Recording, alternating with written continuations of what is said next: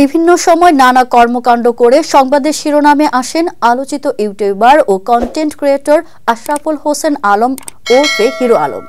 এবার শহীদ স্মৃতি স্তম্ভে TikTok video বানিয়ে তুমুল সমালোচনার মুখে পড়েছেন এই সমালোচিত ইউটিউবার ও কন্টেন্ট ক্রিয়েটর। তার সঙ্গে বিপাকে পড়েছেন তার সঙ্গী রিয়া মনিও।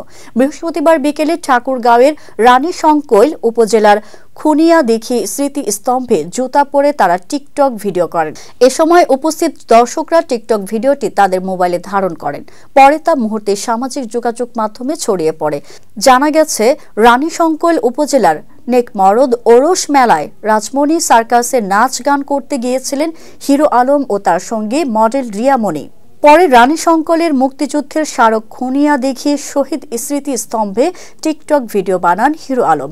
এক পর্যায়ে এ ঘটনা জানাজানি হলে এলাকার সাধারণ মানুষের মাঝে এ নিয়ে বিরূপ প্রতিক্রিয়া দেখা দেয়। এলাকার বীর মুক্তিযোদ্ধারা তীব্র ক্ষোভ প্রকাশ করেন। এ বিষয়ে উপজেলা নির্বাহী কর্মকর্তা রকিবুল হাসান বলেন, বিষয়টি আমরা অবগত আছি।